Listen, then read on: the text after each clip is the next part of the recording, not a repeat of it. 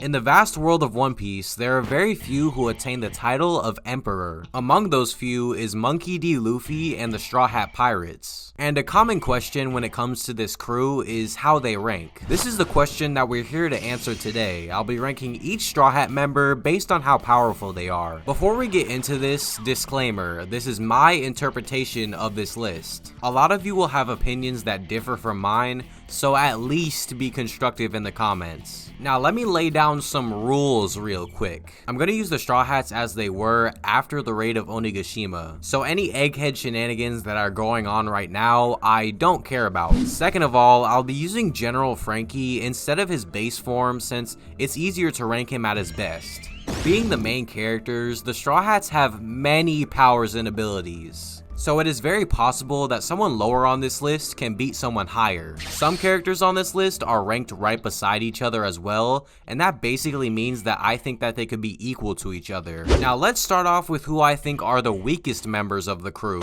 Number 10, Usopp, and number 9, Nami. So this one's pretty straightforward. I think that everybody can agree that Usopp is the weakest out of the Straw Hats. Like, not only is it a part of his narrative, but it's apparent in his feats as well. Usopp does nothing to the weakest Tobiropo member, while the other Straw Hats are straight up 1v1ing them. He runs away from Page 1 and Ulti the entire raid and really doesn't do anything else. Also, Oda literally said that he wants Usopp to be the weakest in an interview, so yeah, that's not to say that he's a complete chump though, as he's probably top 5 snipers in the world right now. Usopp is just on a crew with absolute monsters, and he doesn't look good compared to some of them. Nami, on the other hand, is not a fighter at all. However, when you're on the future Pirate King's crew, you have to box. Nami is what you may call a glass cannon. She has very low durability, but if she pulls out Zeus, it's a GG. Not only does she have complete Duraneg, but also an entirely independent assistant at her side. Any fight that Nami gets into would almost be like a 2v1, especially since her climb attack is an even better melee weapon than it was before. For a coward, she is a pretty formidable opponent, and she has the potential to one-shot characters far stronger than her. Lightning is legitimately the end-all be-all in One Piece. Characters can react to it, dodge it, but if it hits them, they're done. Only 2 Straw Hats on this list aren't affected by it, so it's possible that she can defeat some of these characters. Number 8, Brook, and number 7, Robin. I'm not gonna lie, these next 4 characters can go either way, but I feel that Brook is the weakest out of all of them. He's one of the fastest Straw Hats, easily able to outspeed characters below him and above him. However, he just never shows anything as impressive as the next 3. People are going to bring up how he blitzed Big Mom, which is cool and all, but this was Big Mom in a hunger tantrum. Earlier on in Whole Cake, we saw Gear 4th Luffy get swatted away by her, but later on in the arc, when she was out of her mind, Jinbei, Brook, and Nami are easily able to tag/blitz her. And in Wano, we never get to see anything that puts Brook substantially above our next character, Robin. Now, it is debated who the weakest Tobiropo is, but for my argument, that doesn't really matter. Both Nami and Usopp are running away from 2 Tobiropo members, and they don't even really beat them. Big Mom one-shots Page 1 and does most of the damage to Ulti. Nami is just the one who finished the fight, so to speak. Robin, on the other hand, straight up defeats a Tobiropo member in a 1v1. She can also one-shot characters that are weaker than her with her clutch ability. As for Brook though, while watching the Maria fight, he was never really pressed, which may implicate that he was confident in his ability to defeat her. However, this is a very loose implication that I don't want to use as the basis for an entire argument. Robin also takes a substantial beating from Black Maria, who is far more powerful than Katakuri, which makes her the first Straw Hat on this list who can for sure defeat characters like Dofi and Cat. So for now, Brook is marginally below Robin. I'm not lying when I say that the difference is really just because Robin has shown more. Number 6. Chopper. So many people are gonna get mad at me for this, but I have my reasons. Obviously, the main feat that I'm gonna be referring to is drawing blood from Queen. Not only that, but Chopper actually fought Queen for over 20 minutes with Perospero hitting him with a volley of arrows. Now, while he didn't really do anything to Queen, Chopper did hold him at the performance floor for a good portion of the raid. For reference, Queen is the same person who, in base form, was easily able to shrug off attacks from base Luffy, who at that point in the story is more powerful than his Gear 4th form against Katakuri. There's also an anime only scene where Chopper blocks a slash from Big Mom with one hand. Now he does get knocked back, but right after this, he takes a cognac from Napoleon, the same attack that Big Mom thought was enough to cut the Sunny in half and overpowered Jinbei. Despite this, Chopper was still ready to fight her until she pulled out this big ass nuke. With all this evidence in mind, I think that Monster Chopper's durability is far better than those below him. But again, the 4 characters that I'm talking about now are all pretty close to each other in terms of power. Number 5. Franky. With Franky Shogun, the cyborg defeated Hybrid Sasaki by himself. Sasaki is most likely the second strongest member of the Tobiroppo, seeing that both he and Who's Who are confident that they can defeat an all-star. Unlike Robin, Franky had no assistance in this battle. He pushed Sasaki to his limits and defeated him fair and square.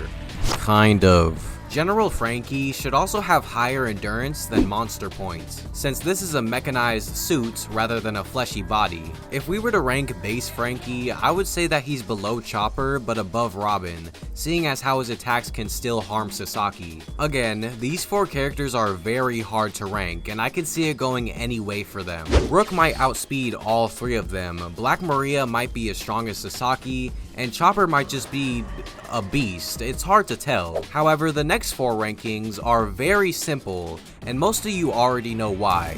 Number 4, Jinbei. Now, a lot of people debate on who is the number 3 of the crew, and that's why I'm here. But as for why he's above Franky, it's very simple. Who's Who is just straight up more powerful than Sasaki, and Jinbei arguably mid-diffs him. Like, who do you think is stronger? The trained CP9 assassin whose skill rivaled Rob Lucci, or a former pirate captain? Not to mention that Franky ran away from Sasaki for a minute to think of a plan. So Jinbei is for sure above these 4, no question. But I'ma keep it real with you. The gap between him and the next 3 is like the ground to the sky.